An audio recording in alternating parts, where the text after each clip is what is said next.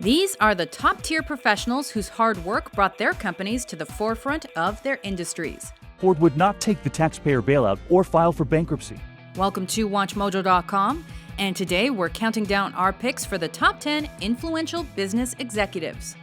For this list, we've chosen leaders of industry who, although they were not founders or co-founders of their respective enterprises, have either helped their companies earn greater prominence or have substantially increased their profitability during their administration.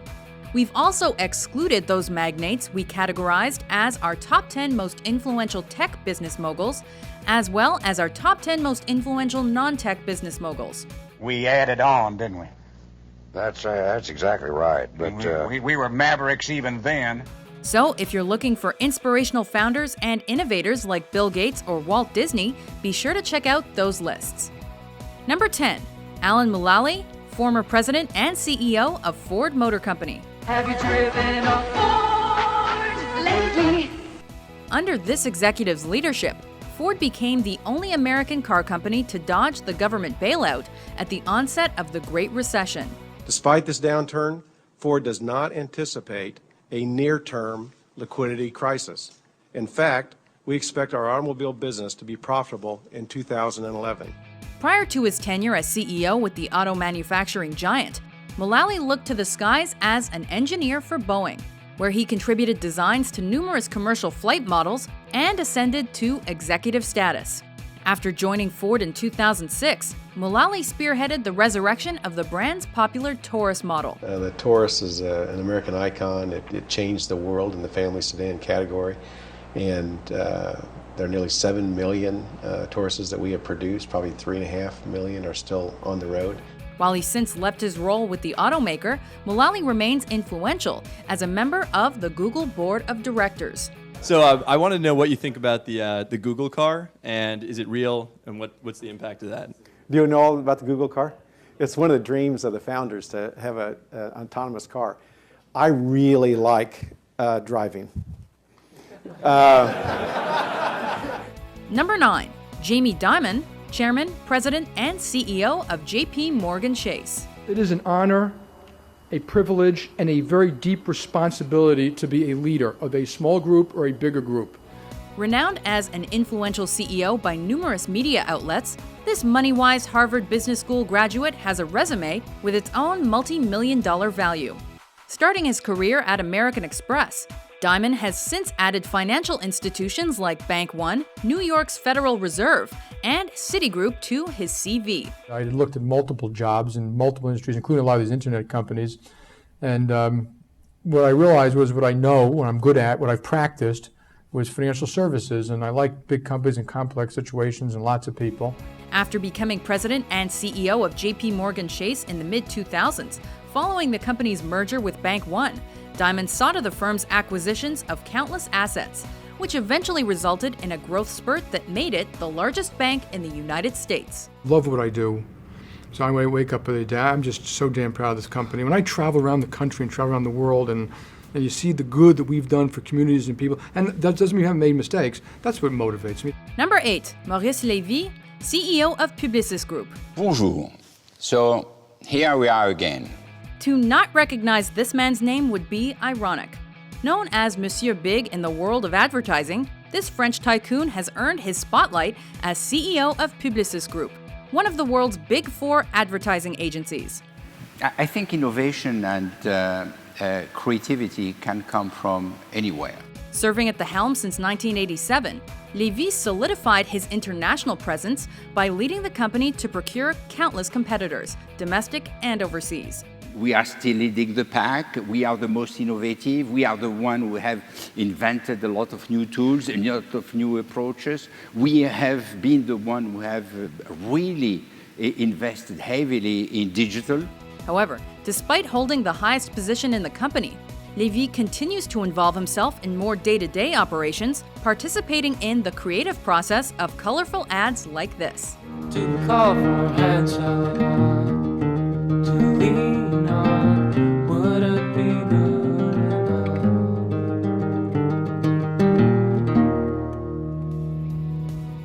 Number 7, Lee Iacocca, former chairman, president, and CEO of Chrysler Corporation. A lot of people think America can't cut the mustard anymore, that quality counts for nothing and hard work for even less, and commitment, that went out with a hula hoop. He's the man to thank for the Ford Mustang and Pinto, which, depending on how you look at it, is both a blessing and a curse. With history at 2 of the big 3 American car manufacturers, this entrepreneur, engineer, and innovator has done it all, from sales to design to corporate. Quality, hard work, commitment. The stuff America was made of. Without them, there is no future.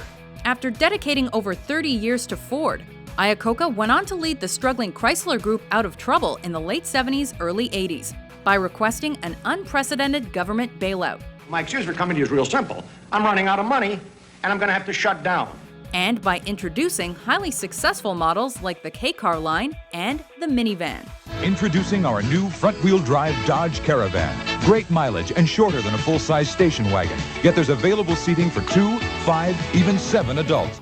Number 6, Lou Gerstner, former chairman and CEO of IBM. I think what my leadership style is to get people to fear staying in place, to fear not changing. When IBM suffered its first major financial setback in the early 90s, its board dethroned its CEO and initiated a desperate search for a fitting successor.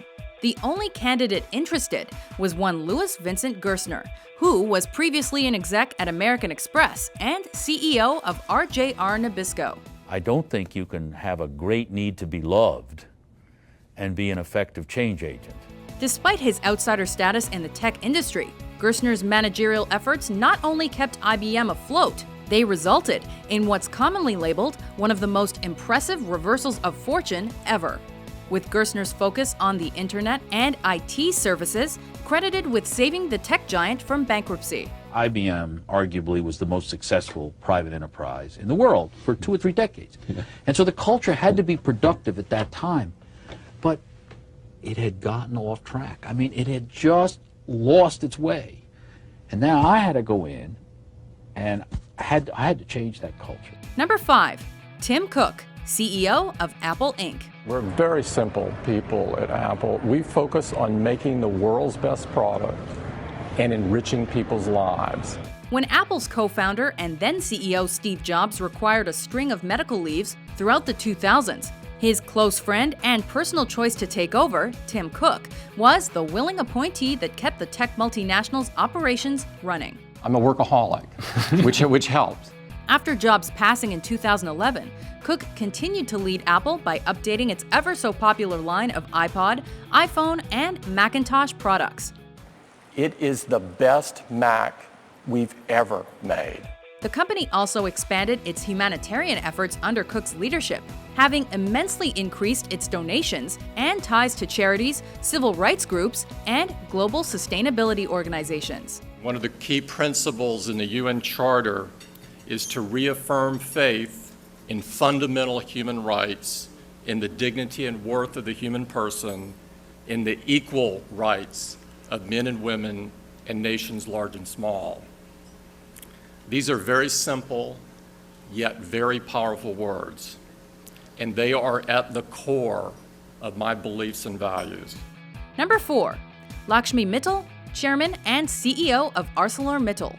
We have succeeded in transforming ourselves into a profitable and sustainable industry.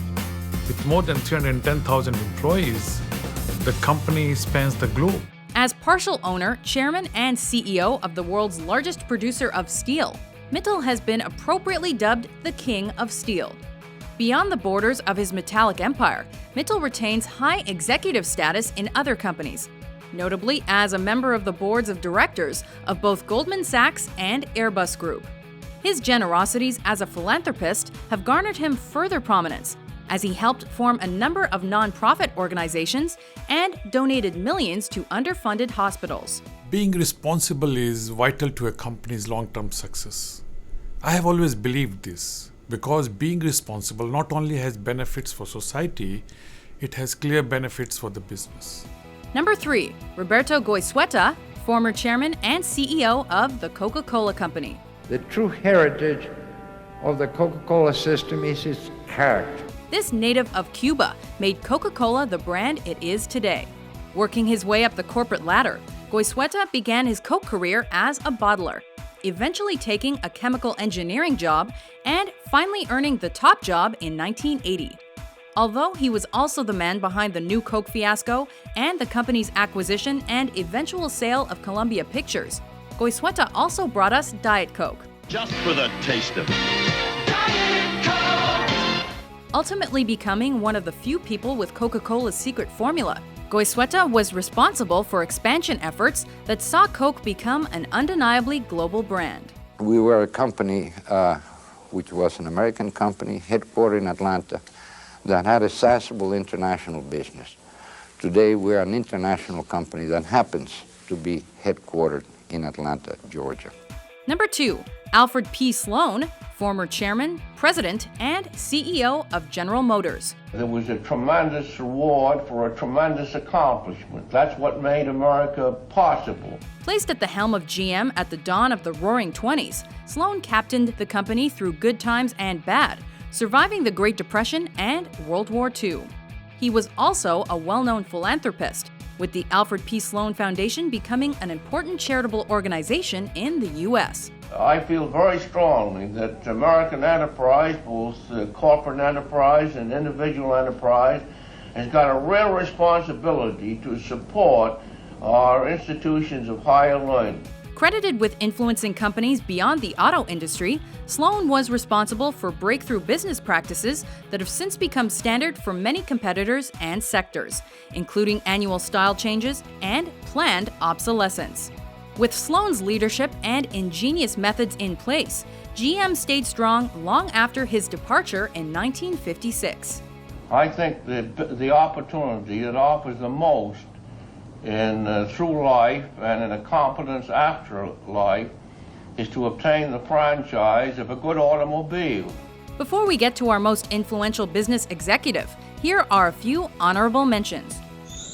Hello, I'm Michael Eisner, and welcome to the Disney Sunday Movie. I am very invested in not just Disney today, but Disney long-term, well beyond my tenure as CEO. Very powerful mega trends are forcing us to change the way technology is consumed, delivered, and paid for. To us, sustainable development is a race with no finish line. It requires leadership that sets high expectations and clear direction, and innovation that constantly pushes the frontier of what is possible. Number 1, Jack Welch, former chairman and CEO of General Electric. GE, we bring good things to life. Neutron Jack began his career with the General in 1960 as a chemical engineer. There are all kinds of opportunities, either as entrepreneurs or in companies, but it's going to take a passion and a drive that second to nothing they've seen before. Just over 20 years later, he became the company's youngest CEO and began utilizing tactics which, although considered brutal, were ultimately successful and respected by the competition. Some of these practices included firing the bottom 10% of his managers each year and getting out of unsuccessful product segments. Now, on the 20-70-10, you don't go in and cut them. You tell them, by next year, you won't be getting appraised here. Find a job elsewhere. It's time for you. And the earlier you do it, if you can do it to them before they're 35, where you know they're not going to fit, that's the kindest game of all. Despite these unorthodox practices, GE's value rose by 4,000% during Welch's time at the company, and today retains its potency as an international conglomerate by continuing to promote the business methods he initiated. Winning is great. Winning is so good. When companies win, people win. Do you agree with our list? Which business exec do you think is the most influential? For more powerful top 10s published every day, be sure to subscribe to WatchMojo.com. You know, I got to tell you, when it's your last turn at bat, it sure is nice to hit a home run.